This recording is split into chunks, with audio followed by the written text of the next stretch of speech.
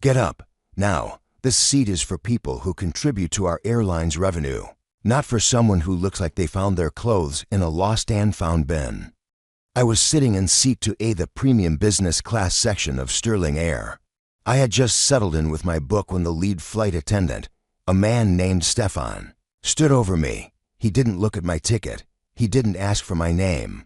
He just looked at my faded denim jacket and my canvas backpack. Behind him, a wealthy-looking man in a tailored suit stood with his arms crossed, looking annoyed that he had to wait for the help to move. Before I tell you how I grounded this man's career for good, let me know in the comments, have you ever felt like you were being judged the moment you walked into a room? This story is for anyone who knows that true class isn't about the ticket you hold, but how you treat the people around you. My name is Juliana Sterling. My family has been in the aviation industry for 3 generations. I grew up in hangars and boardrooms, but lately, our customer satisfaction scores had been plummeting. People complained about elitism and rudeness on our long-haul flights, so I decided to take a flight incognito. I booked a seat under my maiden name, wore my most comfortable travel clothes, and waited in line like everyone else. From the moment I checked in, I felt the chill. The gate agents were brisk, almost robotic, but the real trouble started when I boarded the plane. I had paid for my business class seat just like everyone else, but as I sat down, Stefan, the lead attendant, approached me with a look of pure disdain. "Ma'am, there must be a mistake," he said, his voice dripping with fake politeness. "Economy is at the back of the plane. Please move so our actual guests can board." "I'm in the right seat, Stefan," I said, glancing at his name tag, seat 2A. "Here's my boarding pass." He didn't even take it. He just waved it away. "I don't care what that piece of paper says. Our system is having a glitch. The seat has been reassigned to Mr. Montgomery here. He's a diamond executive member. You look like you belong in the last row near the engines." Mr. Montgomery sighed loudly. "Stefan, can we speed this up? I have a multi-million-dollar merger to prepare for, and the smell of whatever she's wearing is giving me a headache." "Of course, Mr. Montgomery." Stefan bowed slightly. He turned back to me, his face hardening. "If you don't move voluntarily, I'll have security remove you for disrupting the flight. And trust me, you'll be blacklisted from Sterling Air forever." A young attendant named Leo walked over. He looked nervous but determined. "Stefan, wait. I checked the manifest. Her ticket is valid. She paid full fare. We can't just move her because of her outfit." Stefan spun around, his eyes flashing with anger. "Leo, keep your mouth shut. You're a trainee. If you want to keep your wings, you'll learn that we prioritize our valuable passengers. Now, go get Mr. Montgomery a glass of vintage champagne while I handle this interruption." Leo looked at me, his eyes full of apology. "I'm so sorry, ma'am. I'll see if I can find you an extra seat in Economy Plus." "Thank you, Leo," I said quietly, "but I think I'll stay right here." Stefan leaned down, his face inches from mine. "Listen to me, you little nobody. You think you're being brave. You're being a nuisance. This is my cabin. I am the captain of this service, and in my cabin, you are nothing. Move, now." He reached for my backpack, intending to throw it into the aisle. That's when I pulled a small, silver embossed card from my pocket. It wasn't a credit card. It was a Master Command card, given only to the owner and the chief operating officer.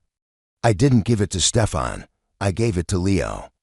"Leo," I said, "would you be so kind as to take this to the cockpit? Tell Captain Miller that Juliana Sterling is on board and would like to have a word with him regarding the cabin leadership." Stefan's hand froze on my backpack. He looked at the card in Leo's hand. His eyes moved to my face, then back to the card. He started to laugh, but it was a hollow, desperate sound. "Juliana Sterling, nice try, lady. You probably stole that card from a lounge. Captain Miller is a busy man. He doesn't have time for your games." But Leo had already seen the hologram on the card. He didn't wait. He ran toward the cockpit. 2 minutes later, the cockpit door opened. Captain Miller, a man who had flown my father for 20 years, walked out. He didn't even look at Stefan or Mr. Montgomery. He walked straight to seat 2A and stood at attention. "Ms. Sterling," the captain said, his voice echoing through the quiet cabin. "I had no idea you were on our flight today. Is there something wrong?" The entire cabin went silent. Mr. Montgomery's champagne glass stayed frozen halfway to his mouth. Stefan's face went from pale to a ghostly, translucent white. He looked like he wanted to vanish through the floor of the plane. "Everything is wrong, Captain," I said, standing up.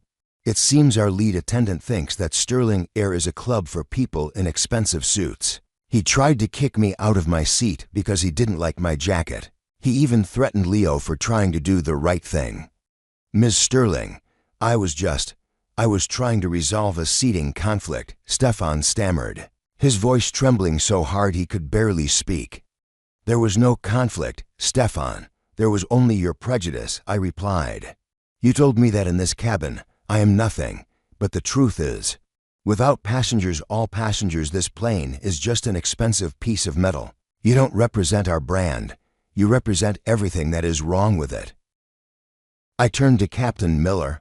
"Captain, I don't want this man serving on my aircraft. Please have the ground crew meet us at the gate.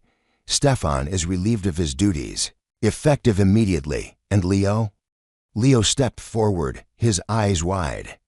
"Leo, you showed more leadership today than your supervisor. When we land, I want you to report to our headquarters.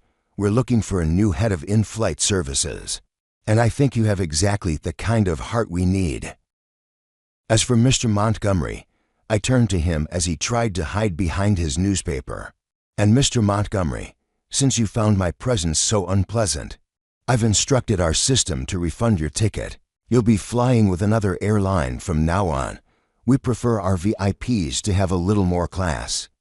The rest of the flight was the most peaceful I've had in years. Leo did an incredible job. And for the first time in a long time, the cabin felt like a place of hospitality, not a hierarchy.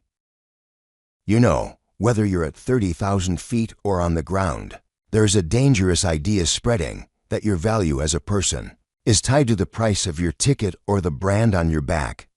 But a suit doesn't make you a gentleman, and a denim jacket doesn't make you a nobody. Stefan thought he was a captain of his cabin, but he was actually just a prisoner of his own ego.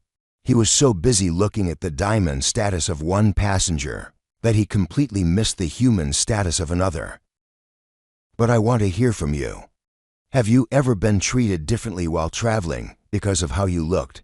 Or have you ever seen someone in a position of power get a much-needed reality check? Share your stories in the comments. We're all travelers on this journey together, and every story helps us fly a little higher. If you believe that respect should be the standard for everyone, hit that like button and subscribe. Thanks for watching. Keep your head in the clouds but your heart on the ground. See you in the next one.